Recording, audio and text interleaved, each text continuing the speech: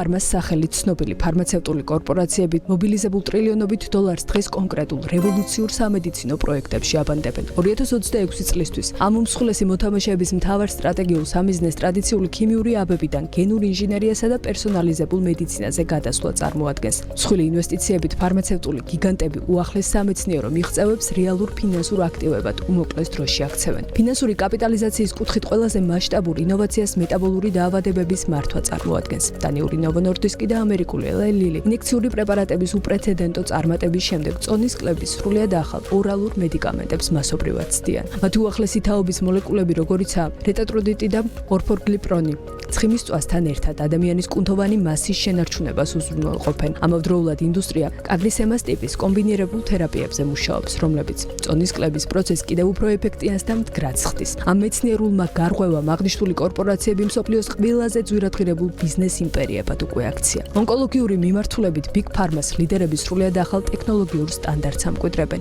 ისეთი კორპორაციები, როგორიცაა AstraZeneca და Merck, ინოვაციური ანტისხეულების კონიუგატებსა და მიზნობრივ თერაპიებზე ინტენსიურად მუშაობენ. ტრადიციული ქიმიოთერაპიისგან განსხვავებით ინდუსტრიის მიერ შექმნილი რევოლუციური პრეპარატები, როგორიცაა Enhertu და Keytruda, სიმსივნურ უჯრედებს ჯანსაღი ქსოვილების დაზიანების გარეშე ანადგურებენ.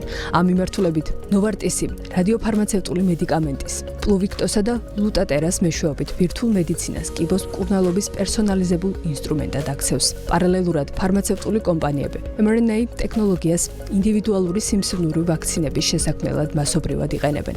mRNA ანუ ინფორმაციული RNA მოლეკულური ინსტრუქციის როლს ასრულებს, რომელიც ადამიანის უჯრედებს დაავადების საწინააღმდეგო ცილების დამოუკიდებლად წარმოებას ასწავლის. ნაცვლად ორგანიზმში მზა სამედიცინო ნივთიერების შეყვანისა, ეს ტექნოლოგია სხეულს საჭირო დამცავი მექანიზმის ასაწყობა დაუცილებელ გენეტიკურ რეცეპტს აწვდის. ამავე პლატფორმის გამოყენებით კორპორაციებმა რესპირატორული სინციტიური ვირუსის წინააღმდეგ ვაქცინები RXV და RBSV უმოკლეს ვადაში შექმნეს.